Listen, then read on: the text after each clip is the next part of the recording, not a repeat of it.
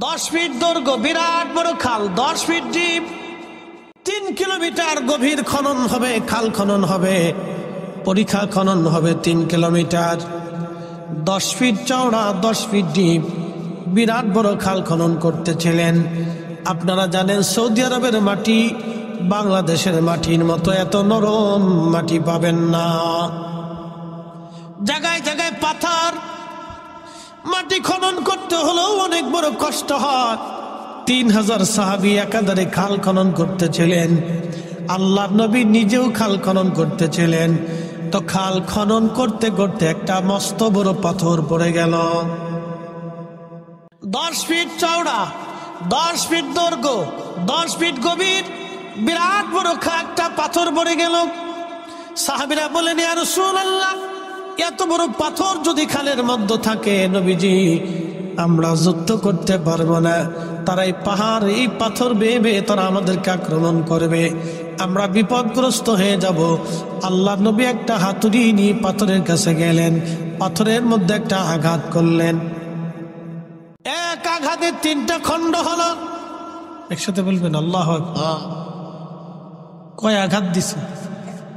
জোরে বলেন। এটা কি সাধারণ আঘাত না নবুয়তের আঘাত? জোরে বলেন। এটা কি সাধারণ শক্তি না নবুয়তের শক্তি? যারা কয় রাসূল আমরার মতো, ও তো দুনিয়ার ব্যাককে। আসতে বলেন কেন? জোরে বলেন।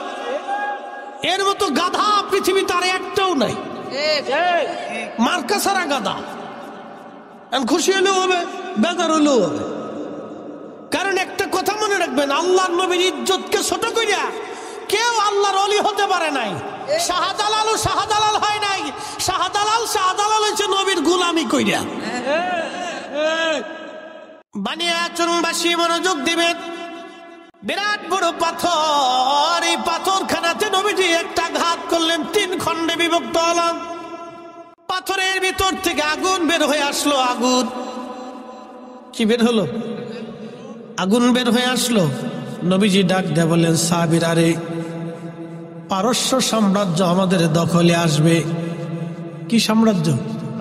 পারস্য সাম্রাজ্য। সাম্রাজ্য বুঝেন নাই? বুঝাইতেছি। বাংলাদেশের মতো একটা ছোট্ট দেশ না, বাংলাদেশের মতো অন্তত 100-150 দেশ নিয়ে একটা সাম্রাজ্য হতো। একসাথে বলবেন আল্লাহু আকবার। ফার্সিয়ান সাম্রাজ্য পৃথিবীর এক বিরাট শক্তিশালী সাম্রাজ্য ছিল। এরা পৃথিবীতে এক সময় বড় যোদ্ধা ছিল। বর্তমান ইরান, ও দেখেন না কাউরে ভয় পায় না, আমেরিকারও তেল দেয় না, ওই ইসরায়েলেরও তেল দেয় না। এই ইরানকে কেন্দ্র করে, ওরা আগে থেকে যোদ্ধা জাতি, ইরানকে কেন্দ্র করে একটা সাম্রাজ্য ছিল, এটার নাম পার্সিয়ান। এই ইরানকে কেন্দ্র করে পার্সিয়ান সাম্রাজ্য 3500 বছর ধরে তাদের সাম্রাজ্য। এই ইরানের মানুষ আগে আগুনের পূজারী ছিল, আগুন পূজা করত। এই ইরানের মানুষ আগে আগুন পূজা করত। আপনারা জানেন বাংলাদেশে একটা গাড়ি আছে, নাম টাটা গাড়ি, আছে না? এই টাটা কোম্পানির যিনি মালিক, রতন টাটা, তিনি কিন্তু আগুনের পূজারী ছিলেন। তার আদি বাড়ি ছিল ইরান। সে অরিজিনাল ইন্ডিয়ান না, সে ইরানি একজন ব্যক্তি। ভারতবর্ষের মধ্যে আপনি যা দেখবেন সেটা হিন্দুদের তৈরি করা কিছুই নাই, সবই মুসলমানের তৈরি করা। ভারতের যিনি পারমাণবিক যুদ্ধ অস্ত্র তৈরি করে দিয়েছেন, পারমাণবিক বোমা ভারতে যিনি বানিয়ে দিয়েছেন, তিনি ডক্টর এপিজে আব্দুল কালাম। তিনি পারমাণবিক বিজ্ঞানী ছিলেন। মুসলমান পারমাণবিক অস্ত্র বানাই দিছে, এটা নিয়ে খুব ডাব দেখাইতেছে, বিরাট কিছু করে ফেলছি, বানাই দিছে মুসলমানে। তাজমহল বানিয়েছে মুসলমান। ভারতের অর্থনৈতিক বিরাট একটা অংশ তাজমহল থেকে আসে। খুব মনোযোগ দিবেন। শত শত হাজার হাজার ওলি আল্লাহ সেই ভারত উপমহাদেশকে ধন্য করেছেন। কথা বলেন ঠিক না বেঠে? কিন্তু দুর্ভাগ্য জাতি আমরা, আজকে বাবরি মসজিদ তারা হত্যা করলো, ভেঙ্গে ফেলে দিয়ে রাম মন্দির বানাইলো। আমরা মুসলমান কিছুই করতে পারি নাই। কথা কন না কেন? কিচ্ছু করতে পারি নাই। মনোযোগ দিয়ে। এই পার্সিয়ানরা আগুনের পূজা করত। তারা ভাবতো আগুনই খোদা, আচ্ছা, আপনাদের কি মনে হয় আগুন ক্ষুধা? এটা ফু দিলে নিভে যায় না? নিভে যায় না? আবার আমরা ইচ্ছা করলে জ্বালে। তাহলে যেটা বান্দা জ্বালায়, ফু দিলে নিভে যায়, পানি মারলে নিভে যায়, হেতা ক্ষুধা কেমনে হয়? কি কথা কর না কেন? কেউ পাথর দিয়ে মূর্তি বানায় সেজদা দেয়। আচ্ছা, যেটা নিজে বানাইলাম এটারে সেজদা দিয়ে কি লাভ? কোনো লাভ নেই। মনোযোগ দেবেন। কেউ মনে করে এটাই আমার ক্ষুধা, কেউ সাগরে পূজা দেয়, কেউ পাহাড়ের সামনে পূজা দেয়, ভাবে এটাই আমার ক্ষুধা। কেউ সূর্যের পূজা করে, সূর্যরে সেজদা দেয়, বলে এটাই আমার ক্ষুধা। আচ্ছা, আপনারা বলেন তো, সূর্য আবার অস্ত যায়, সূর্য আবার উদয় হয়, সূর্যের আলো কখনো একবারে ঠান্ডা ঠান্ডা হয়ে যায়, সূর্যের আলো আবার কখনো গরম হয়ে যায়, যেটা হারিয়ে যায় আবার আসে, সেটা বোঝা গেল সে নিজের নিয়ন্ত্রণে চলে না, তার নিয়ন্ত্রণ একজন অবশ্যই আছে, তিনি আমাদের বিশ্বাস অনুযায়ী আল্লাহ। আর যারা সূর্যের পূজা করে তারা মনে করে সূর্যই আমাদের খোদা। কিন্তু আজকের আধুনিক বিজ্ঞান বলছে সূর্য খোদা না। বলে কারণ কি? সূর্যের চাইতে বড় বড় নক্ষত্র মহা সৃষ্টিতে আল্লাহ বানায় রাখছে, তার একটা নক্ষত্রের পরিচয় দিয়ে যায়। কষ্ট হবে? বাচ্চা কাচ্চাদের ঘুম আসতেছে নি, বিরাট বড় বড় মুসল্লি সব সামনের কাতারে বসে দিচ্ছে, বাপরে বাপ, পাকা মুসল্লি, ওদের থাকতে হবে। ওরা না থাকলে আগামী দিন অন্ধকার হয়ে যাবে, ওরাই থাকবে, আমরা কবরে চলে যাব, ঠিক কিনা? মুসলমান বানিয়াচলবাসী, এই সূর্যটা 13 লক্ষ পৃথিবী এক জায়গা করলে যত বড় একটা সূর্য তত বড়। তাহলে যারা সাগরকে সেজদা দেয়, সাগরের পূজা করে, বোঝা গেল তারাও ভুলের মধ্যে আছে। কারণ এই সাগরের চাইতে বড় কিছু আল্লাহ বানাইছে, সেটা হলো সূর্য। মনোযোগ দিয়ে শুনে যাবেন, এই সূর্যের চাইতে বড় কিছু আল্লাহ বানাইছে, সেটার নাম হলো ব্ল্যাক হোল। অন্ধকার গহ্বর নামক একটা বিরাট বড় নক্ষত্র আছে, এখানে কোনো আলো নাই, শুধু আধার আর আধার, আধার আর আধার। 200 কোটি সূর্যকে, একটা দুইটা সূর্য না, 200 কোটি সূর্যকে যদি এখানে ধরে দেন, তার রাডারের মধ্যে পড়ে যায়, মাত্র 2 মিনিটের মধ্যে 200 কোটি সূর্যের অস্তিত্ব পৃথিবী থেকে হারিয়ে যাবে। তাহলে এই ব্ল্যাক হোলের রাডারের পাওয়ার কত, ওই গহ্বরটা কত বড় হতে পারে, ওই নক্ষত্রটা কত বড় হতে পারে। তাহলে যারা সূর্যের পূজা করলো তারাও বিরাট বড় ভুলের মধ্যে আছে। সূর্যের পূজা বাদ দিয়া তাদের ব্ল্যাক হোলের পূজা করার কথা ছিল। কি কথা কন দেখে? তাহলে বোঝা গেল সূর্য যে বানাইছে, সূর্য যে চালাইছে, সূর্যরে যে আলো দিছে, তাম সৃষ্টিকে যে বানাইছে সুনিয়ন্ত্রিত ভাবে, যিনি সৃষ্টিকে চালাচ্ছেন, সবকিছু যিনি খাওয়াচ্ছেন, তিনি আমাদের রব, তিনি আমাদের আল্লাহ, তিনি একমাত্র খোদা। একসাথে বলেন আল্লাহু আকবার। তিনি কে? জোরে বলেন কে? আল্লাহ। কে? আল্লাহ। কয়জন? কোন শরীক? কোন শরীক? লা শারীকা লাহ। কোন শরীক? উনার ছাড়া আর কোন ইবাদত হবে না, উনি ব্যতীত আর কারো সেজদা হবে না। এক কথায় শেষ। কুল হুয়াল্লাহু আহাদ আল্লাহুস সামাদ লাম ইয়ালিদ ওয়া লাম ইউলাদ। মক্কার কাফেররা এসে নবীকে আক্রমণ করলো খন্দকে। কারণ কি?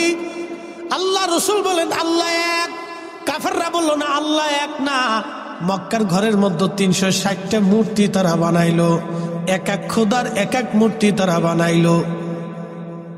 তারা ভাবতো ওই খোদা, সেই খোদা, সেই খোদা, ওই খোদা।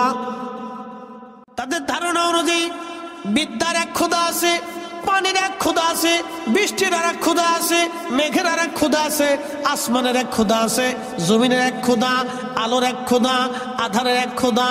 এমন করে দেবতা হতে হতে বিদ্যার দেবতা, টাকার দেবতা, খাবারের দেবতা, স্বাস্থ্যের দেবতা, ওষুধের দেবতা, এইরকম দেবতা হতে হতে হতে হতে হতে হতে তাদের মধ্যে যৌবনেরও দেবতা আছে।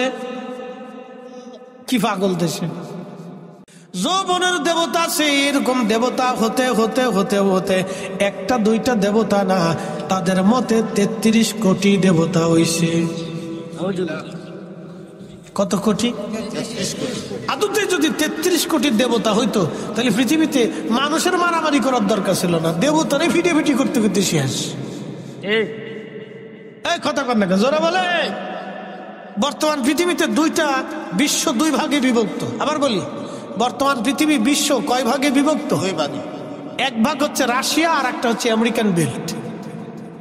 2 মাতুব্বর সারা পৃথিবীতে এখন, 2 মাতুব্বরে মাতুব্বরি করে, আমেরিকান বেল্ট, রাশিয়ান বেল্ট। আমেরিকার হচ্ছে ন্যাটো, আর রাশিয়ার হচ্ছে চীন, ইরান, উত্তর কোরিয়া, হেতা নিজে টিজে দিয়ে আরো দেশ দিয়ে মোটামুটি একটা বেল্ট। 2 গোষ্ঠী চাই আমরা পৃথিবী শাসন করব। বলে কারণ কি? আমেরিকা ডলার দিয়ে পৃথিবী শাসন করে। বলে কিভাবে? বাংলাদেশে কোটি কোটি টাকা আছে, খাবার আছে, সব আছে, কিন্তু ডলার নাই। আপনি ব্যবসা করতে পারবেন না, বিদেশ যাইতে পারবেন না, আমদানি করতে পারবেন না, রপ্তানি করতে পারবেন না। কি এক আজব কারখানা, চিন্তা করেন তো। আমার মাল উনার ডলার দিয়ে বেচতে হবে, আমি মাল কিনবো উনার ডলার দিয়ে কিনে আনতে হবে। তার মানে হচ্ছে নীরবভাবে উনি আমাদেরকে, বাংলাদেশকে শাসন করে। কথা বুঝেন নাই মনে হয়? আমার ইউনুস কাকু তিনি কিন্তু আমেরিকাতে গিয়ে আসছেন। ভাবতেছেন যে বিরাট ভালো হয়েছে, এত ভালো না। সবগুলা কিন্তু এক জায়গায়, ওই জাতিসংঘের ওখান থেকে জ্বালার আসার দিব, তাই কিচ্ছু না। আমাদের এই দেশে ডলার যদি না থাকে তো কিচ্ছু নাই। যদি আমেরিকা বলে যে তোমার দেশ থেকে আমরা গার্মেন্টস নেব না, টাকা দেবো না, টাকা নেবো না, আমদানি রপ্তানি সব বন্ধ, বাংলাদেশ 6 মাসে ফকির হয়ে যাব। আপনি ঠিক বললেন ঠিক, না ঠিক বললেন ঠিক। আমেরিকার সাথে যুদ্ধ করে দেন, তাই বুঝবেন জ্বালা কারে কয়। এটা হচ্ছে পৃথিবী তারা শাসন করে। কি শাসন করে? যারা বলেন কি শাসন করে? পৃথিবী শাসন করে। এইভাবে সারা ওয়ার্ল্ড তারা শাসন করে। রাশিয়া চাইতেছে আমরাও শাসন করব। তাহলে 2 ভাগে বিভক্ত, তারা কর্তৃত্বের জন্য মারামারি করবার চায়, যুদ্ধ করতে চায়। ক্ষুধা যদি 2 জন হইতো, আমি বুঝাইতে চাইতেছি এইটা, ক্ষুধা যদি 2 জন হইতো, একজন রাতের ক্ষুধা আরেকজন দিনের ক্ষুধা, তো রাতের ক্ষুধা কইতো আমি রাত বেশি করে দিব, দিনের ক্ষুধা বলবো রাতই আসবে না। তো এই নিয়ে 2 ক্ষুধার ভিতরে মারামারি করতে করতে, ক্ষুধায় পিটি করতে করতে একবারে এই বান্দার জান শেষ। বান্দার যুদ্ধ করা লাগতো না, ক্ষুধাই মারামারি করে শেষ হয়ে যেত। কি কথা কর না কেন? তাহলে রব কয়জন? না একসাথে বলেন, রব কয়জন? একসাথে বলেন, কয়জন?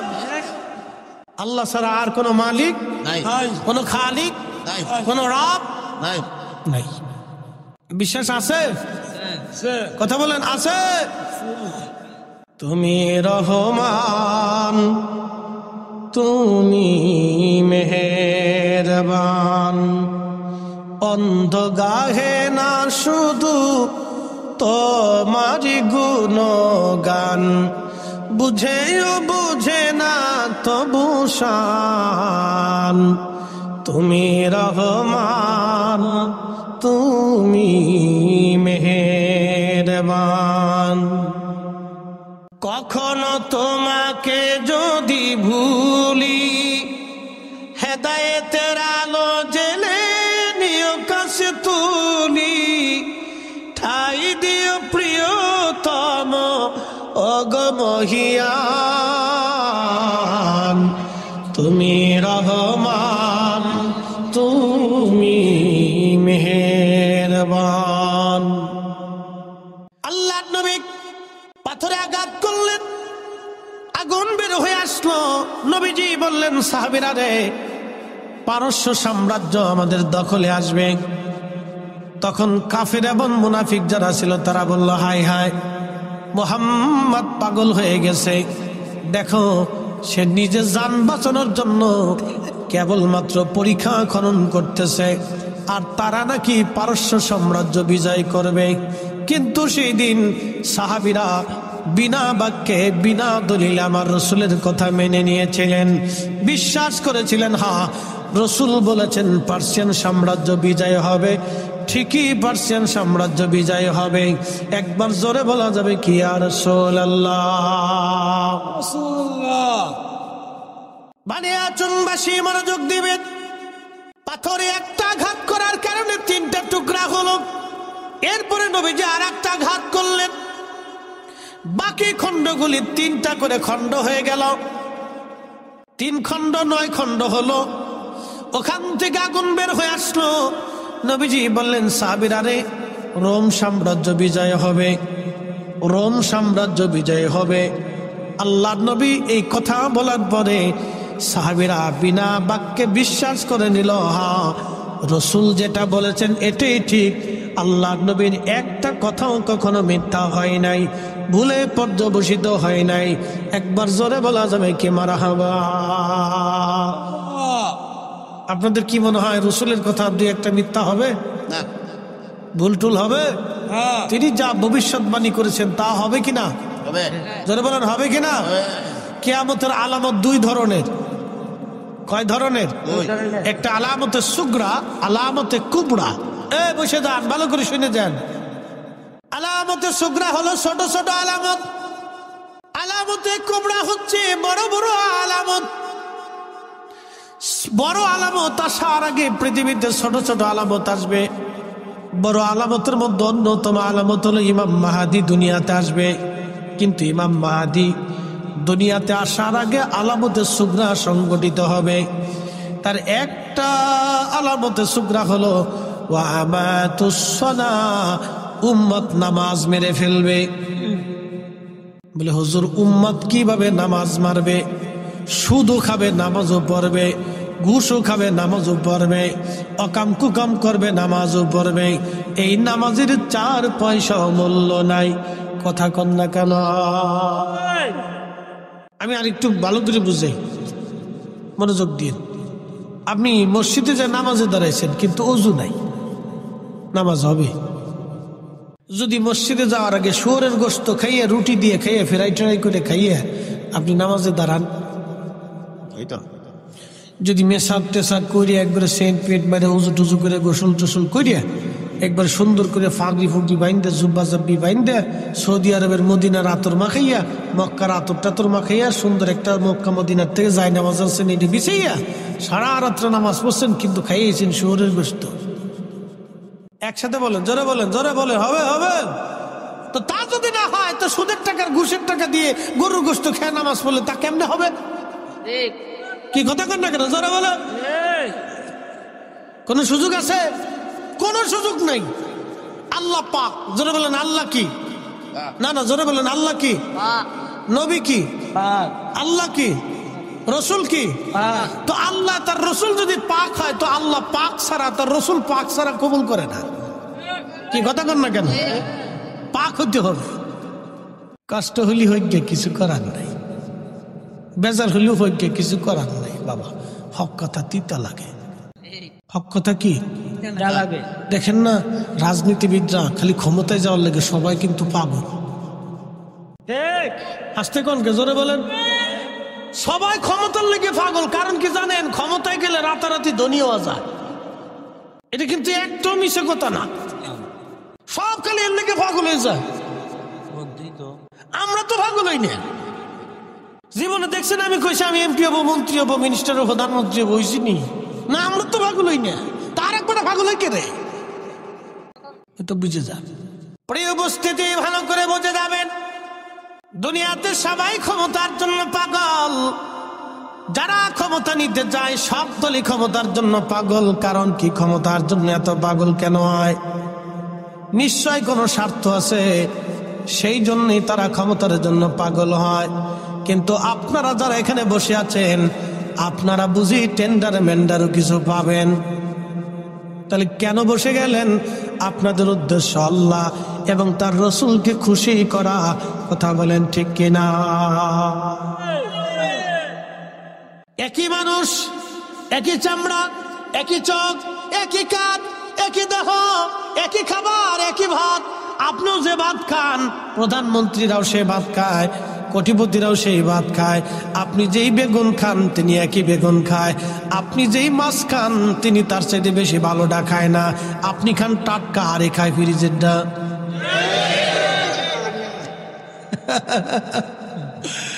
আল্লাহ আপনাদের ভালোটা খাওয়াইছে, আপনি খান টাটকা, একে ফ্রিজেরটা। আপনি তাজাটা খান। ও ঠিক আছে, রান্না করার পরেও কি তাজা থাকে? আচ্ছা থাক, অসুবিধা নাই। না ঠিক আছে, আপনারা ভাগ্য ভালো তাজাটা খান, এবারে ফ্রেশটা খান, ফ্রেশ টাটকা টাটকা টাটকা টাটকা মারহাবা কর না। আর যা দিয়ে খান সেটাই টেস্ট লাগে। কথা খারাপ কইছি? এখন বলি জবাব দিবেন তো, আল্লাহর সিদ্ধান্তের বাহিরে আপনি কি একটা ভাতের দানা বেশি খেতে পারবেন? বিশ্বাস আছে ভাই? একটা দানা বেশি খাওয়ার সুযোগ আমাদের নাই, কোনো সুযোগ নেই। হাজার কোটি টাকা ব্যাংকে ভরে থাকবে, খাইতে পারবে না। দেখবেন যে ওই আপনার কি কয়, ওই যে ডায়াবেটিস, প্রেশার, হার্ট, এইটা সেইটা, কিডনি ফিডনি, এইটা ভিতরে সব পার্টস পাতি সব লুজ হয়ে গেছে। লুজ এটা কি পানি? চা, কিন্তু ভিতর তো লাল পানি, কিন্তু এটা মদ না। এরকম কিছু রঙের লাল পানি খেয়ে তারপরে ঘুমায়, ঘুম আসে না। শোক নাহি রে সুখ পরাণের পাখি, লাল পানি খাইয়া হেতায় ঘুমাই পড়িয়া থাকি, হেতার সুখ নাই রে। শান্তিকে আমরা দেব না আল্লাহ দেবে? আল্লাহ, আল্লাহ দেয়। আপনি শুকরিয়া আদায় করেন, এদের 500 বছর আগে আপনি জান্নাতে যাবেন। একসাথে বলেন আল্লাহু আকবার। এ বাপ, কত বছর আগে? 500। আল্লাহ রসুলের একটা কথাও কখনো মিথ্যা হবে না, ঠিক কিনা? 500 বছর আগে। বলে হুজুর কোন 500? দুনিয়ার না, এক সেকেন্ড করে, এক সেকেন্ড করে 60 সেকেন্ড 1 মিনিট, 1 মিনিট করে 60 মিনিট 1 ঘন্টা, 1 ঘন্টা করে 24 ঘন্টা দিন ও রাত, 24 ঘন্টার দিন ও রাতে 365 দিনে 1 বছর, 1 বছর করে 50,000 বছর এক জায়গা করলে যত বড় হবে, হাসরের একটা দিন হবে তত বড়। সেই দিনের 500 বছর আগে গরিবরা জান্নাতে চলে যাবে। যে সুবহানাল্লাহ কবেন না, বুঝবো আপনার মতো কিপটে আর দুনিয়াতে নাই। জবানটা খুলে দিয়ে একসাথে বলেন আল্লাহু আকবার। ইয়া রাসূলুল্লাহ, ইয়া হাবিবাল্লাহ, ইয়া রাসূলুল্লাহ, ইয়া হাবিবাল্লাহ। আমার মতো নিদান কালে থাকি নবীজি আমার শিওরে, করিব চুম্বন কদম ধরিয়া, ইয়া রাসূলুল্লাহ,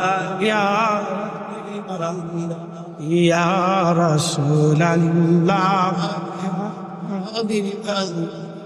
মাতা পিতা যাহাদের অন্ধকার কবরে, দেখি নবীজি মায়াবী নজরে, তরায়া লইও হাসর মাজারে, তরায়া লইও হাসর মাজারে, ইয়া রাসূলুল্লাহ, ইয়া হাবিবাল্লাহ, ইয়া রাসূলুল্লাহ, ইয়া হাবিবাল্লাহ।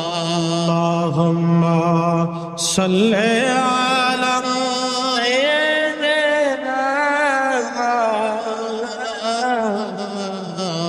মুহাম্মাদ আলি সাইয়্যিদিনা।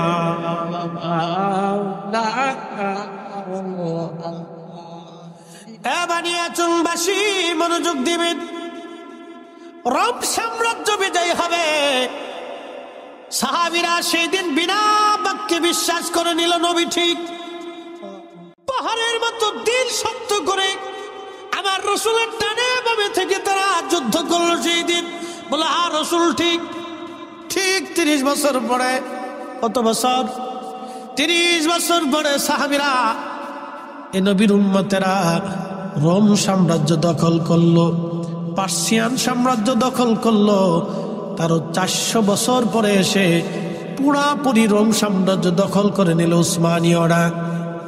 উসমানী সাম্রাজ্যের অন্যতম সুলতান ফাতে মুহাম্মদ, তার কথা নবীজি ভবিষ্যৎবাণী করে দিয়ে বলেছিলেন মুসলমানরা কনস্টান্টিনোপল বিজয় করবে।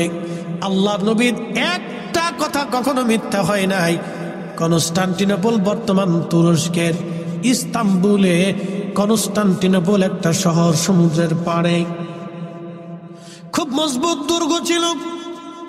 পৃথিবীর কোন শক্তি কনস্টান্টিনোপল কখনো দখল করতে পারে নাই। পৃথিবীর বড় বড় শক্তি চেঙ্গিস খানের মতো যোদ্ধা পারে নাই, হালাকু খানের মতো যোদ্ধা পারে নাই, তাতারিরা পারে নাই। এই কনস্টান্টিনোপল তারা বিজয় করতে পারে নাই।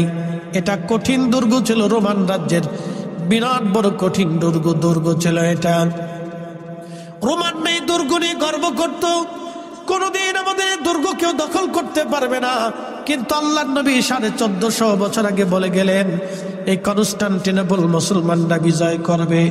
এই কনস্টান্টিনোপলে যারা যুদ্ধ করবে, নবীজি বললেন যারা এই যুদ্ধে বিজয় অর্জন করবে তারা প্রত্যেকের আল্লাহ মাফ করে দিবে, জান্নাতি বানায় দিবে।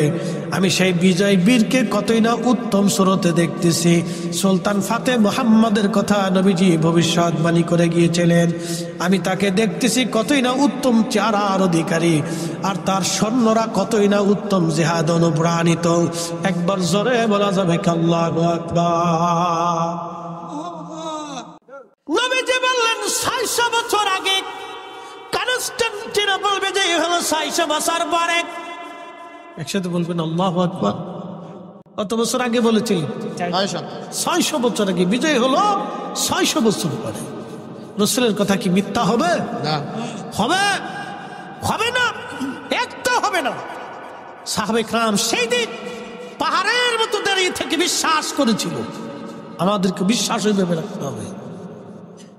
বানিয়াচংবাসী মুসলমান হাজিরিন, প্রিয় নবীজি খন্দক খনন, খাল খনন করতেছিলেন। সংবাদ, বিজয়ের সংবাদ দিলেন। কাফেররা, মুনাফিক যারা ছিল আশাশি করলো যেটা কি করে হয়। নিজের খবর নিজে বাঁচার জন্য যিনি খাল খনন করে তারা বলে রোম সাম্রাজ্য, পার্সিয়ান সাম্রাজ্য বলে তারা বিজয় করবে। বানিয়াচংবাসী 3 দিন পর্যন্ত সাহাবীরা একাধারে মাটি কাটলেন, কারো বাড়ি খাবার নাই। মদিনা অবরুদ্ধ হয়ে গেল, কোথাও থেকে খাবার আসে না। একেবারে কঠিন পরিস্থিতি শিকার মদিনার মানুষ, কোনো খাবার নাই। 3 দিন পর্যন্ত আল্লাহর নবী নিজে না খাওয়া, সাহাবীরা না খেয়ে আসেন। আল্লাহর হাবিবের কষ্ট হচ্ছিল। এমন সময় হযরত জাবের রাদিয়াল্লাহু আনহু লক্ষ্য করলেন আল্লাহর নবীর পেটের মধ্যে কি যেন বাধা দেখা যায়। জিজ্ঞেস করলেন, হুজুর পেটের মধ্যে কাপড় দিয়ে কি চাপ দিয়ে বেঁধে রেখেছেন? নবীজি ডাক দিয়ে বললেন, জাবের রে, খোদার যন্ত্রণা নিবৃত করার জন্যে আমি পেটের মধ্যে পাথর চাপা দিয়ে কাপড় দিয়ে বেঁধে রাখছি, যাতে আমার ক্ষুধায় কষ্ট না হয়। জাবের বলতেছে, হুজুর আমি কি মরে গেছি? আপনি কেন আগে বলেন নাই আপনি ক্ষুধার্ত? ইয়া রাসূলুল্লাহ, আপনি আর মাটি কাটবেন না, আপনি বসেন, আমি বাড়ি থেকে দৌড়ে আসব, দেখে আসি ঘরের মধ্যে কি আছে। হযরত জাবেরের বাড়ি থেকে জাবালে আবু সিলা একবারে পিছনেই। জাবেরের বাড়ি যেইখানে, জাবালে আবু সিলাটা জাবেরের বাড়ির পিছনেই। ওইখানে 3 দিন 3 রাত তুমি সিজদার মধ্যে কেঁদেছিলেন। একাধারে 3 দিন 3 রাত সারা মদিনার মধ্যে কোথাও নবী নাই, নবী নাই, নবী নাই, নবী নাই। তন্ন তন্ন করে সাহাবীরা খুঁজে, রসুল নাই, রসুল নাই। ওই জাবালে আবু সিলার ছোট্ট গুহার মধ্যে সে আমার নবী 3 দিন 3 রাত সিজদার মধ্যে তিনি কেঁদেছিলেন। হযরত জাবেরের বাড়ির পিছনের পাহাড়টার নাম জাবালে আবু সিলা। হযরত জাবের রাদিয়াল্লাহু আনহুর যে বাড়িটা, সেটা বর্তমানে মসজিদ বানায় রাখা হয়েছে। ওই বাড়িতে দৌড়ে জাবের আসছে, বিবিকে ডাক দিয়ে বলেন, বিবি কি পরিমাণ ঘরে খাবার আছে বলো? রাসূল ক্ষুধার্ত, না খাওয়া, পেটের মধ্যে পাথর চাপা দিয়ে কাপড় দিয়ে নবী বেঁধে রাখছে। বিবিরে, আমার রাসূল ক্ষুধার্ত, বলো ঘরের মধ্যে কি খাবার আছে? বিবি ডাক দেয়া বলতেছে, স্বামী গো, মাত্র একটা ছাগলের বাচ্চা আছে আর 1 ছাগল আছে, ছাড়া আর কিছুই নাই। বিবিরা, ছাগল জবাই করে দিয়ে যাচ্ছি, তুমি ছাগল রান্না করবে আর গম পিষে তুমি রুটি বানাও। আমি আমার রাসূলকে দাওয়াত করে নিয়ে আসবো, আজকে জাবেরের বাড়ি রসুলের দাওয়াত হবে। জাবেরের স্ত্রী ডাক দিয়ে বলতেছে, স্বামী দাওয়াত তো দিবেন, কিন্তু কানে কানে একটা কথা শুনে যান। বলো বিবি, কি বলতে চাও? বলে, স্বামী রে, জাবেরের বাড়িতে নবীকে দাওয়াত দিবেন, এই কথাটা কিন্তু কানে কানে বলবেন, সাবধান অন্য কাউকে কিন্তু দাওয়াত দিয়েন না, কারণ ওখানে হাজার হাজার সাহাবীরা কাজ করতেছে।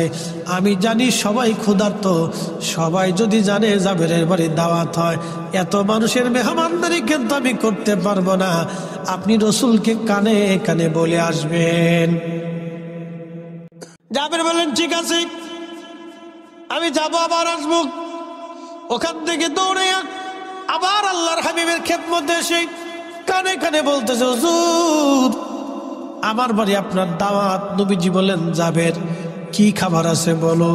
বলি, ইয়া রাসূলুল্লাহ, একটা ছাগলের বাচ্চা ছিল, আমি জবাই করে দিয়ে আসছি, গোশত বানিয়ে দিয়ে আসছি, আর এক সা গম আছে নবীজি, ওটা পিষে রুটি বানিয়ে আমার স্ত্রী রুটি বানাচ্ছে, আর তরকারির জন্য ছাগলের গোশত রান্না হচ্ছে।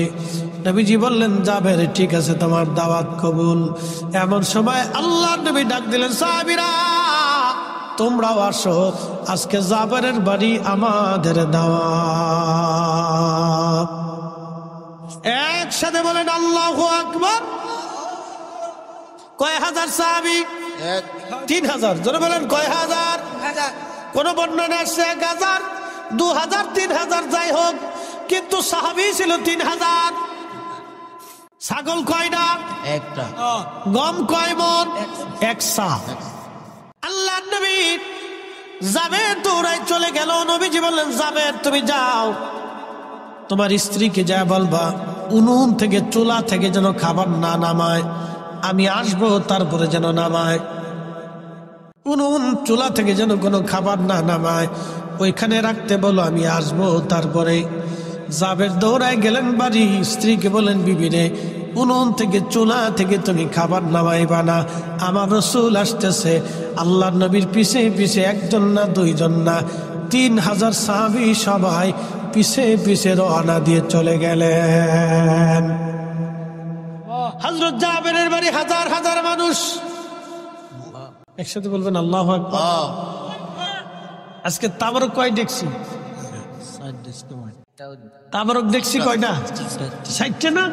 আচ্ছা 60 রাখলাম, ধরে 60। তো 60 দেখছি তাবারক আজকে আমাদের সবার জন্য রান্না হয়েছে, কিন্তু পেট ভরে খাওয়ার কোনো সুযোগ নেই। কি কথা ঠিক কিনা? আমি জানি এত লোকের 60 দেখছি তো হইতো না, পেট ভরে না, শুধু তাবারক বরকতের খাবার, আপনারা মেহমান কিছু দিতে হয়। আমরা তাবারক খাওয়াইলে অনেকে কয় বেদাত, কিন্তু না খাওয়ানো বেদাত, এটা বুঝে না। কি কথা কর না?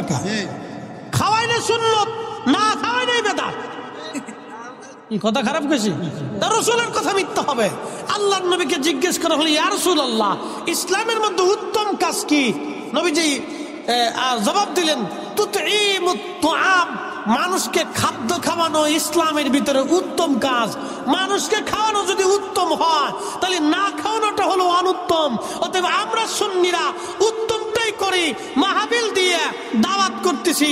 প্রিয় ভাইরা আমার, অমুক জায়গায় মাহফিল হবে, আপনাদের সকলের দাওয়াত রইল। মুফতি ইসলাম ফরিদী সাহেব প্রধান মেহমান, প্রধান বক্তা ওবায়দুর রহমান জালালী বিশেষ মেহমান, কারি হেলাল উদ্দিন বাহারি সাহেব আপনার প্রধান আলোচক, আপনাদের সকলের দাওয়াত। কমিটি আপনাদেরকে দাওয়াত করে আনলো, ও আর শোনাইলো, কিন্তু খাওয়ান দিল না। তো কেমন হইলো? আপনারা তো কমিটির মেহমান। কি কথা কর না? কমিটির কি তো মেহমানকে তো পানি হইলো খাওয়াই, কথা কর না কেন? মেহমানকে পানি হইলেও তো খাওয়াইতে হবো। কি কথা কর না কে? আপনারা কি মেহমান? জোরে বলেন, আপনারা কি? কারা মেহমানদারি করবে? কমিটির দায়িত্ব আপনাদেরকে মেহমানদারি করা, তারা আপনাদেরকে দাওয়াত দিচ্ছে। তো পানি হলে তো খাওয়াবে। আমরা যেমন চা খাওয়াইতেছে, আপনার তো চা হলেও খাওয়াইবো। কি কথা কর না কে? তো সেখানে তাবারক খাওয়ানোর পরও একদলে শরীরে চুল কাঁপে কাঁপে তা। আরে বেটা, আমরাই তো অরিজিনাল সুন্নত করতেছি। কি কথা কর না কে? দিছি সাইডে দলিল দিয়ে দিছে, এবার খাওয়াই দেহ কেমন লাগে। মিলাদুন নবীর মাহফিল দিলে তাবারক খাইলে তোমরা সিন্নির লোভে যাও, এমন ভাবলো যে বিরাট বড় বুজুর্গ। বাপরে বাপরে, বুজুর্গ নিজের খাওয়ানোর মুরত নাই, আরেকজনে খাওয়াইলে আবার বেদাতের ফতোয়া। কষ্ট হচ্ছে আপনাদের? উচিত কথা নয়, বেজার হয়ে যায়। তাহলে আল্লাহ রসুলের হাদিস আপনি মিথ্যা বলেন, যে রসুল ভুল বলছে বলেন আপনি। তো এই মতো মানুষকে খাও, সই বুখারীর হাদিস, খাও মানুষকে। একসাথে বলবেন না মারহাবা? আচ্ছা, আপনার বাড়িতে আমি মেহমান, কি হইলাম? আপনি আমারে, আল্লাহ রসুল বলছেন উম্মত তোমরা যদি আখিরাতে বিশ্বাসী হও তো মেহমানকে সম্মান করো। মেহমানকে কি করো? সম্মান করো। আচ্ছা, মেহমান হয়ে আমি বাড়িতে গেলাম, আপনি বলেন হুজুর আপনার ওয়াজ বিরাট শুনাশুনি, সারা রাত্র শুনি, হুজুর বসেন। বসে দিয়ে আপনি চলে গেছেন, আর খোঁজ নাই, সারা দিনও আপনার খোঁজ নাই। আমি বই রয়েছি তো বই রয়েছি, খাওয়ার নাই, পানি নাই, জিজ্ঞাসা নাই, কিছু নাই, চা নাই। মেহমান কি সম্মান করা হলো না? হ্যাঁ, এটা কি ভালো করে দিচ্ছে, বাপ রে বাপ, কালা বানাই দিচ্ছে একবার, ওরা করে দিছে যে খা, তুই খা, তুই খা, খা, খেয়ে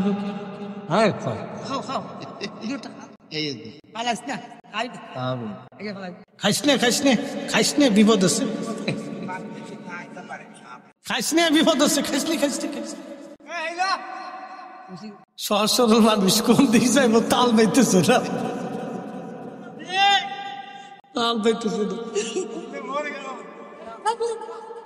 মরে গেলে মরে যায় গা, তো জানাজা পরে যাবো আজকে ইনশাল্লাহ, চিন্তা নাই।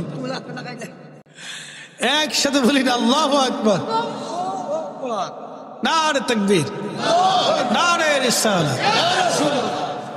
বাবাজি, বিরোধিতা করা যায়, রান্না বান্না করে খাওয়াই দেখেন জ্বালাকারে কয়, এগুলো করবেন না।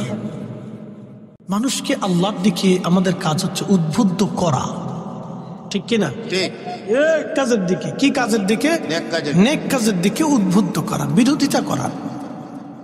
কিছু ভাইরা করে এটা দলের টানে, ভাই কিসের টানে? দলের টানে তা করে, এগুলো করবেন না। প্রিয় ভাই আমার, আপনার কারণে যদি 10 জন লোক রিজিক থেকে বঞ্চিত হয়, জবাবদিহিটা কিন্তু কিয়ামতে আপনাকেই দিতে হবে। কথা ঠিক কিনা? কি জবাবদিহিতা আছে না? আছে। আপনি ধরেন একটা কুত্তাকে খাবার দিতে গেলেন, কাকে? কুত্তাকে। আরেকজনে বাধা দিল, ধর কুত্তারে কি খাওয়াবি, চল। কিয়ামতের ময়দানে কুকুর মামলা করবে, ইয়া রাব্বি, এ বান্দা আমাকে খাইতে দিতে চাইছিল, কিন্তু এই বান্দা আমাকে নিবৃত্ত করে দিছে, আমার রিজিক থেকে বঞ্চিত করছে, আল্লাহ বিচার চাই। ফায়সালা কে করবে? আল্লাহ। এই জন্য এগুলি হিসাব করে চলতে হবে, বিচার অবশ্যই হবে।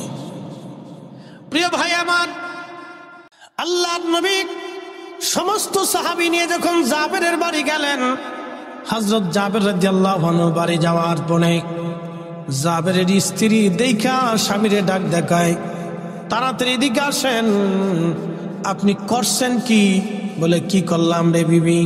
আপনারা না বললাম কানে কানে নবীকে দাওয়াত দিবেন, এত সাহাবী দাওয়াত দিছেন, বাড়ি তো খাবার নাই, আমি কেমনে মেহমানদারি করব বলেন? একসাথে বলবেন আল্লাহু আকবার।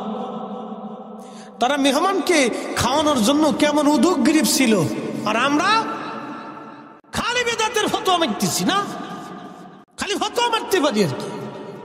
এ মুসলমান, খুব মনোযোগ দিবেন। হযরত জাবের ডাক দিয়ে বলতেছে, বিবি রে, আমি কি আর দাওয়াত দিয়েছি? আমি তো রাসূলকে দাওয়াত দিয়েছিলাম, কিন্তু সব সাহাবী ক্ষুধার্ত, কোন সাহাবীর খাবার ঘরে নাই। 3 দিন তারাও ক্ষুধা নিয়ে আল্লাহর হাবিবের সাথে মাটি কাটতেছিল। বিবি রে, নবী একা খাবে, সাহাবীরা না খেয়ে থাকবে, এটা হতে পারে না। সেই জন্য আল্লাহর নবী আমাদের সবাইকে দাওয়াত করে নিয়ে আসছে। একবার জোরে বলা যাবে কি মারহাবা? আমরা হুজুরের মাহফিলে এসে আমরা কি খাবো না আপনারাও খাবেন? কথা কন না কেন? একসাথে বলেন, আল্লাহর নবী একা খাইছে না সবাইরে নিয়ে খাইছে? জোরে বলেন, একা খাইছে না সবাইরে নিয়ে খাইছে? তো রাসূল যদি সবাইরে খাওয়াইতে পারে নিজে সহ, তাহলে আমরা কেন পারতাম না? কি কথা কন না কা? আমি মাহফিলে এসে খাবো আর বেদাতের ফতোয়া দিব, তা তো হয় না। না, এটা হচ্ছে কি, অনেকে বুঝে না, দলের টানে বলে ফেলায়, ঝুঁকে ঝুঁকে বলে ফেলায়। কিন্তু ঝুঁকে ঝুঁকে বললে তো আমার জবাবদিহিতা আছে বাবা, কথা ঠিক কিনা? জবাবদিহিতা তো আছে। ধরেন অ্যাটেনশন, একজন মসজিদে যাচ্ছে, আর আপনি তারা বললেন দেখ বেটা, হ্যাঁ কাজ আছে, সব পরে যাই সে নিয়ে। আচ্ছা, সে এই কারণে নামাজ পড়লো না, কিয়ামতের ময়দানে কে জবাব দিবে? ফরিদি সাহেব দিবে না আপনি দিবেন? আপনাকে দিতে হবে। যে বাধা দিবে তাকে দিতে হবে। তো এই জন্য নেক কাজে আমাদের বাধা দিতে হয় না, উৎসাহিত করতে হয়। আল্লাহ নিজে উৎসাহিত করছে এই আয়াত দিয়ে। فَمَن يَعْمَلْ مِثْقَالَ ذَرَّةٍ خَيْرًا يَرَهُ وَمَن يَعْمَلْ مِثْقَالَ ذَرَّةٍ شَرًّا يَرَهُ। যদি অনুপরিমাণ নেক কাজ যদি তোমরা করো, নেক আমল যদি তোমরা করো, ভালো কাজ করো, আমি রব কিয়ামতের ময়দানে তাহা প্রতিদান তোমাকে দিয়ে দেব। আর অনুপরিমাণ যদি খারাপ কাজ করো, আমি আল্লাহ সেটাও তোমাকে প্রতিদান দিয়ে দিব। ও আজ করলে কি লাভ, শুনলে কি লাভ? লাভ হবে তার আমলে, আমলেও লাভ হবে না নবী প্রেম না থাকলে দিলে। কথা কন, কথা বলেন। রসুল প্রেম না থাকলে জিন্দিগির আমলেও কাজ হবে। এই যে বুড়া কলা দেখিয়ে দিলাম, যদি দলিল থাকে কোনোদিন দিয়েন, কিয়ামত পর্যন্ত খুঁজবেন দলিল পাবেন না। রসুলের মোহাম্মত ছাড়া জিন্দিগির সব আমল মিথ্যা হবে। নামাজ হবে না, রোজা হবে না, জিকির হবে না, হাত হবে না, কোনোটাই আল্লাহর দরবারে মঞ্জুরিয়ত রাখবে না যদি আল্লাহর রসুলকে মোহাম্মত আপনি করতে না পারেন, ঠিক কিনা? জ্ঞানী যারা বুঝে তারা শুধু ইশারায়, নাদানেরে বুঝাইতে পারে আছে কে কোথায়। জ্ঞানীর মতো জ্ঞানী হলে অল্প কথায় বুঝে, কসুর মতো কসু হলে অল্প জালে সিজে। আল্লাহ বলেন অনুপরিমাণ নেক কাজ যদি তুমি করো, তার প্রতিদান আমি তোমাকে দিয়ে দেব, এবং গুনার কাজ যদি অনুপরিমাণে করো, তার প্রতিদান তুমি পাবে। মনোযোগ দিয়ে কথাগুলি শুনবেন। এর অর্থ হলো নেকের কাজ যত ছোট হোক ছাড়বো না। যারা বলেন নেকের কাজ যত ছোট হোক ছাড়বো, গুনাহের কাজ যত ছোট হোক করব, গুনাহের কাজ যত ছোট হোক করব। জোরে খুশ বলাম, জোরে বলিস গুনাহের কাজ। আবার দাঁড়ায় মতিস না কালকে, তারা সেন খুলে দাঁড়ায় সেলিব্রেশন স্টার্ট করে। ভালো করে শোন বাবা, গুনাহের কাজ যত ছোট হোক করব, গুনাহের কাজ যত ছোট হোক করব, নেকের কাজ যত ছোট হোক ছাড়বো। তাহলে মানুষকে খাওয়ানো কি গুনাহ না নেক? দুরূদ শরীফ গুনাহ না নেক? কোরআন তেলাওয়াত গুনাহ না নেক? এরপরে দলবদ্ধ ভাবে দোয়া গুনাহ না নেক? তাহলে আমার মিলাদ বেদাত কেমনে হইল? কোরআন তেলাওয়াত হয় মিলাদে, দুরূদ শরীফ হয় মিলাদে, কথা কম নাকি, ঠিক কিনা? মিলাদে আল্লাহর জিকিরও হয়, নবীর নাতও হয়, এরপরে দোয়া হয়, এরপরে তাবারক হয়, তাবারকে নেক, দোয়াতে নেক, জিকিরে নেক, দুরুদে নেক, কোরআন তেলাওয়াতে নেক। ফামান ইয়ামাল মিসকালা যাররাতিন খায়রান ইয়ারা। অনুপরিমাণ নেক যদি করো, বেনিফিট আমি আল্লাহ তোমাকে দিয়ে দিব। অতএব নেকের কাজ যেখানে নেক আছে, যেখানে আমরা সেখানে আসি। অনুপরিমাণ নেক, সামান্য পরিমাণ নেকের কাজ ছাড়ব না, আর সামান্য পরিমাণ গুনাহের কাজ করব না। কথা কোন ঠিক কিনা? নেকের কাজ ছাড়ব না। যারা বলেন নেকের কাজ, গুনাহের কাজ, নেকের কাজ একসাথে বলেন, যারা বলেন নেকের কাজ, গুনার কাজ। যদি আয়াত বুঝে থাকেন তাহলে আমার মিলাদে আপনি বাধা দিতে পারেন, কি কথা কন না কেন? ফতোয়া দিয়ে বন্ধ করতে পারেন না। এই যে দোয়া, এই দোয়া বন্ধ করতে পারেন না, আপনি পারেন না এটা বন্ধ করতে। আল্লাহ আপনাকে এই জন্য দুনিয়াতে পাঠায় নাই। আল্লাহ পাঠাইছে আপনাকে হারাম বন্ধ করার জন্য, জেনা বন্ধ করার জন্য, বেহায়াপনা বন্ধ করার জন্য। আল্লাহ পাঠিয়েছে সুদ বন্ধ করার জন্য, ঘুষ বন্ধ করার জন্য, জুলুম বন্ধ করার জন্য, অন্যায় বন্ধ করার জন্য, জমি খানের কাছ থেকে জমি উদ্ধার করার জন্য। আল্লাহ আলেমদেরকে পাঠাইছে পৃথিবীতে শান্তি প্রতিষ্ঠিত করার জন্য। নবীর দুরূদ, নবীর আল্লাহর কাছে দোয়া, জিকির, ফিকির, সালাত, ভালো খাবার, ভালো নেক আমল বন্ধের জন্য আল্লাহ আলেমদেরকে দুনিয়াতে পাঠাই নাই। কথা কোন ঠিক কিনা?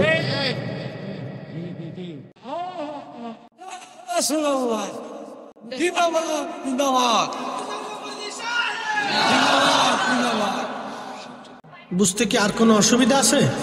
আমি একবারে সহজ সাবলীল ভাবে আপনাকে বোঝানোর চেষ্টা করছি। বাবাজি আমার, আল্লাহ আমাদেরকে প্রত্যেকে আল্লাহর আদালতে দাঁড়াইতে হয়, কথা ঠিক কিনা? একটু জবান খুলে দুরূদ শরীফ পড়েন, আল্লাহুম্মা সাল্লি আল্লাহু আকবার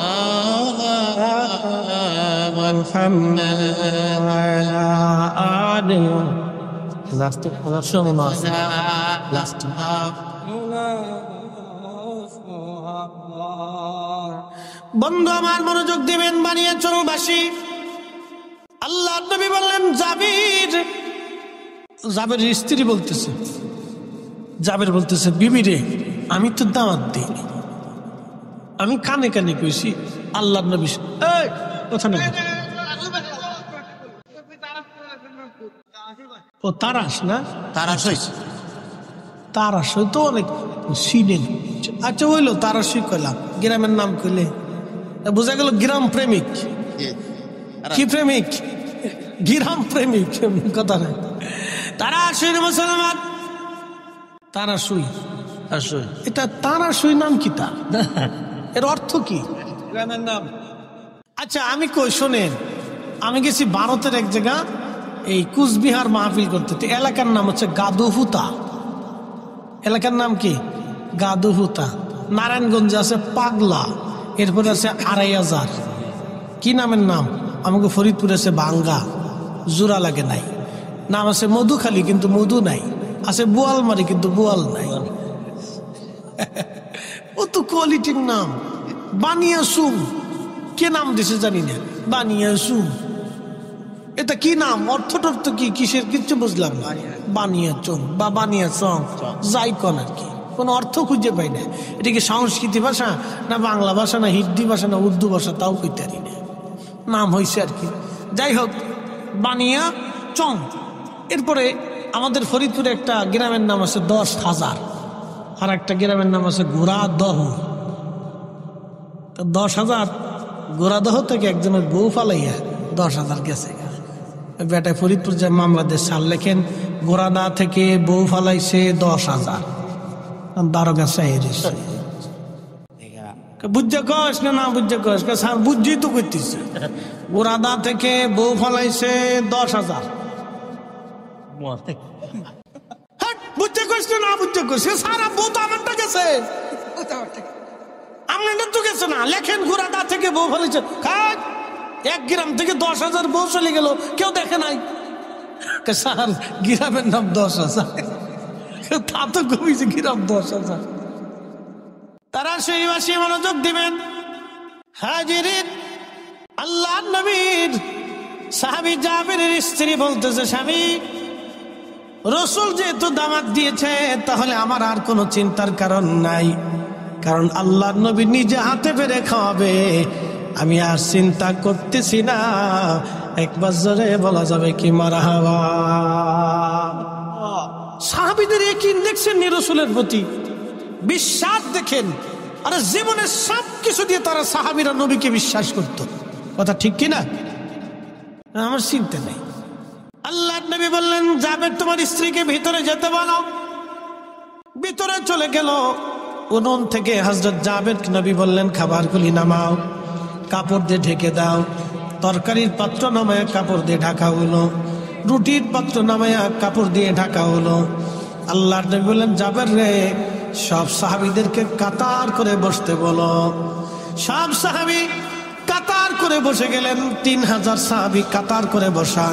নবীজি ৩টে রুটি হাত দিয়ে ঢুকাইলেন, বাম হাত দিয়া। আল্লাহ নবী পাত্রের উপরে হাত মোবারক রাখলেন, ডান হাত দিয়ে ৩টে রুটি নিলেন। আবার তরকারির পাত্রের মধ্যে হাত দিয়ে নবী ১ চামচ তরকারি নিলেন। এইভাবে দিতে দিতে দিতে দিতে একজন না দুইজন না ৩,০০০ সাহাবীর সামনে খাবার চলে গেল। একবার জোরে বলা যাবে কি আল্লাহু আকবার।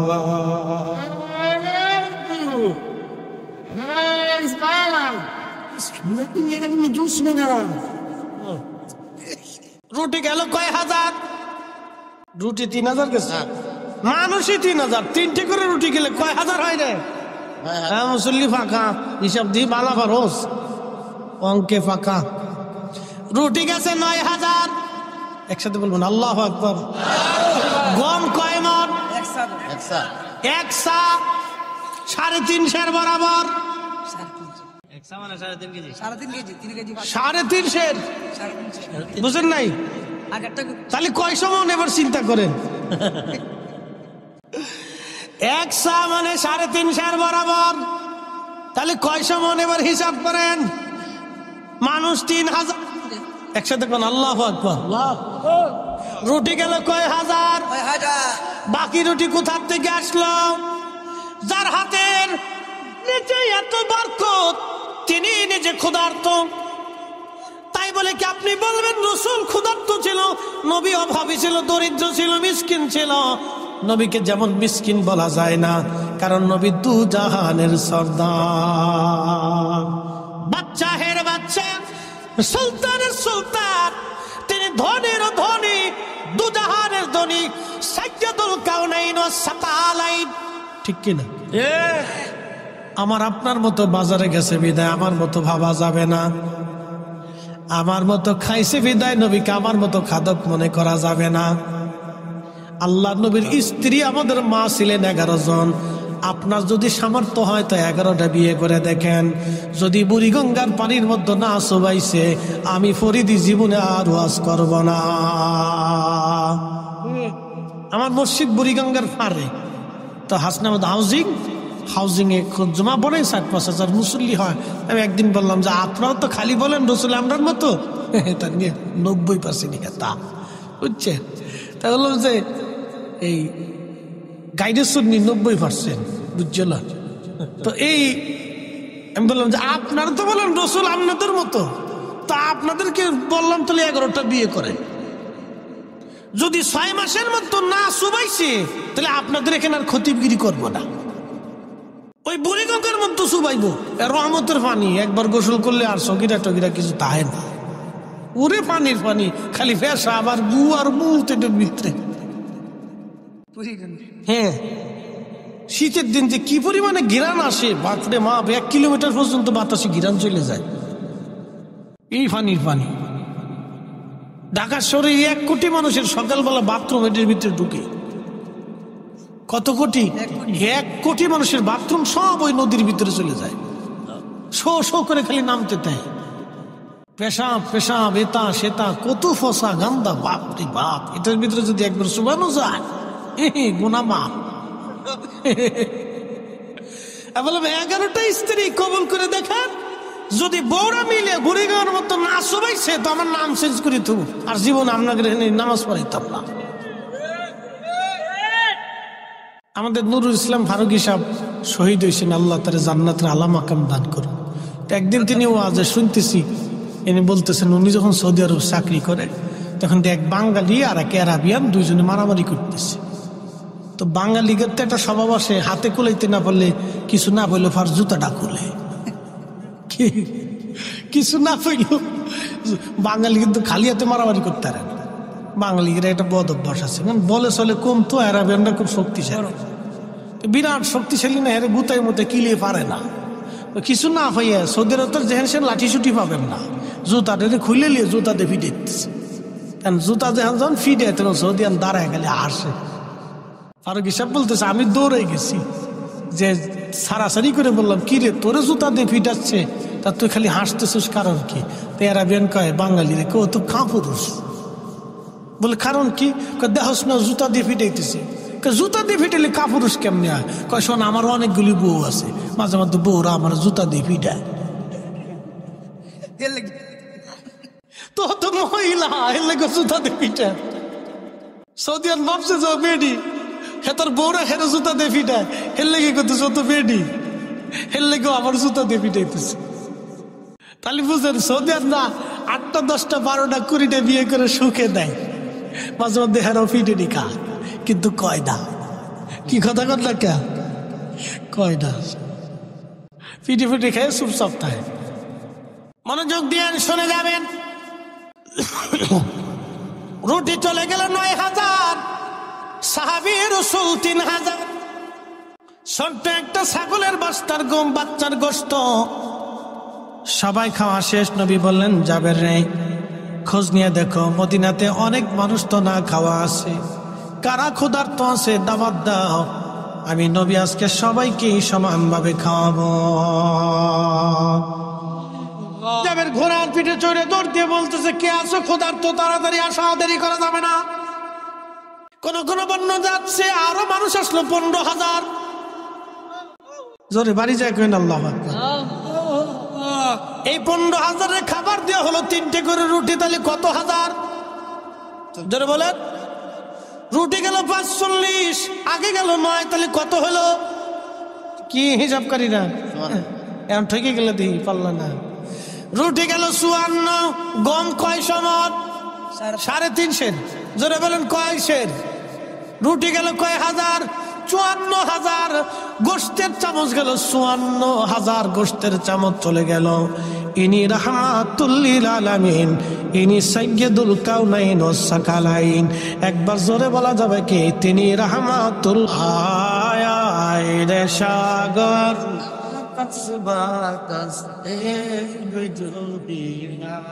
ত্রিভুবনের প্রিয় মোহাম্মদ এলো রে দুনিয়ায়,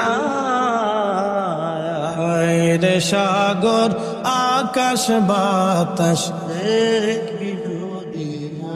আল্লাহুম্মা সাল্লি আলা, আহা জবান খুলে,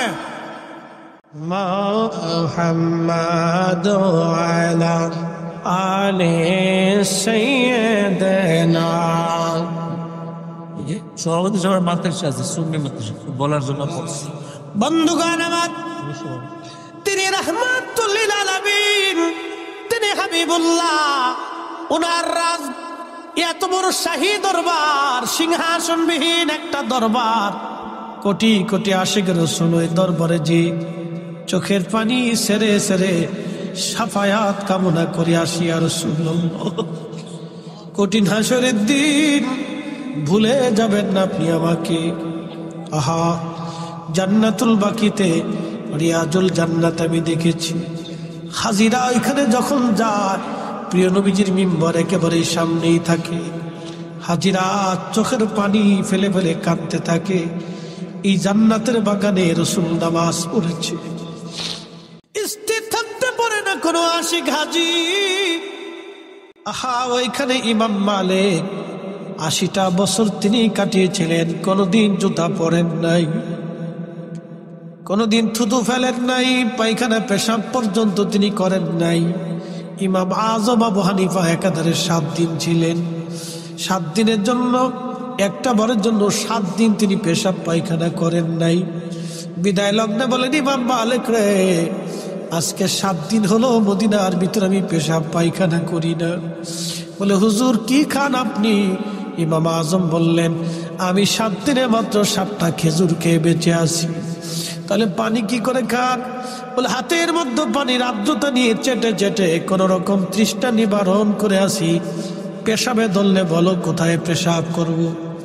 পায়খানায় যদি ধরে কোথায় করব? যে মাটির নিচে রাসূল ঘুমায়, যে মাটির নিচে রাসূল ঘুমায়, ওই মাটির নিচে আমি কি করে মাটির উপরে পায়খানা পেশাব করি? বলা কোন উসুল, কোন দলিল তারা দেন নাই। দলিল একটাই, রাহমাতুল লিল আলামিন। আমরা যখন নবীজিকে দাঁড়ায় সালাম জানাই, আমাদের কোনো দলিল নাই, একটাই দলিল।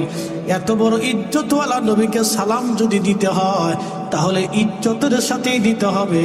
আমি তার উম্মত হয়ে কি করে বসে থাকবো? আমি আর বসে থাকতে পারি না, এই জন্য আমরা দাঁড়াই। কথা কন ঠিক কিনা? বন্ধু আমার, ওই দরবারে বিশ্ববিখ্যাত সুলতান মাহমুদ গজনবী, গজনীর সুলতান ছিলেন তিনি। বিশ্ববিখ্যাত একজন জেনারেল, 17 বার যুদ্ধ করেছেন, কোন যুদ্ধে তিনি হারেন নাই। আহা, গজনী সাম্রাজ্যের তিনি বাদশা ছিলেন। বর্তমান Afghanistan, Uzbekistan, Tajikistan, Turkmenistan, Pakistan, Iran, বিরাট অংশ মিলে তার বিরাট বড় সাম্রাজ্য ছিল। গজনীর অধিপতি তিনি মদিনাতুল মুনাওয়ারা যাইয়া আল্লাহু আকবার।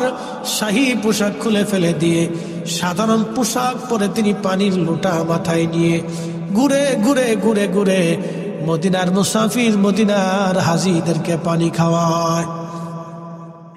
একজন আল্লাহর বান্দা ডাক দেখে বলতেছে, আপনি কি সুলতান মাহমুদ গজনবী না? বলে হ্যাঁ।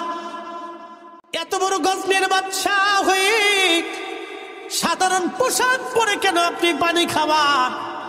তখন সুলতান মাহমুদ গজনবী ডাক দিয়ে বললেন, ও আল্লাহর বান্দা, আমি গজনী সাম্রাজ্যের সুলতান হতে পারি, আর আমি যার দরবারে আসছি তিনি দুজাহানের সুলতান। উনার সন্তুষ্টি ছাড়া আমি সুলতান মাহমুদ গজনবীর আখেরাত মিথ্যা হয়ে যাবে, আখেরাত বরবাদ হয়ে যাবে। এই জন্য আমি এত বড় শাহী সুলতানের বরগাহে এসে দামি পোশাক পরে ঘুরতে পারি না। আমি এখানে মিসকিন, আমি এই দরবারের গোলাম, গোলাম গোলাম গোলাম গোলাম। একসাথে বলবেন না ইয়া রাসূলুল্লাহ? এত বড় বাদশা বলতেছে আমি এই দরবারের গোলাম, গোলামের কাজ গোলামি করা। সেই জন্য নরমাল পোশাক পরে হাজীদেরকে পানি পান করাইতেছি। যদি রাসূল কবুল করে নেয়, আমি সুলতান মাহমুদ গজনবী আখেরাতে পার পেয়ে যাব। আর যদি কবুল না হই, আমি সুলতানের সুলতানিও শেষ হবে, আখেরাত বরবাদ হয়ে যাবে। এরা রাসূলকে এইভাবে সম্মান করত। এত বড় সুলতান, তারা নবীকে এইভাবে ভালোবাসতো। আর আমরা লুটুপুটু ছুটুপুটু এমন ভাব লইছি বিরাট বিরাট বুজুর্গ সাইজে গেছি। কথা কন না কেন? রাসূলের দরবারে আমরা সবাই গোলাম। কথা কন ঠিক কিনা? এসেছেন রত নবী সকলের ইমাম, সালাম নবী তোমায় হাজার সালাম ইয়া নবী।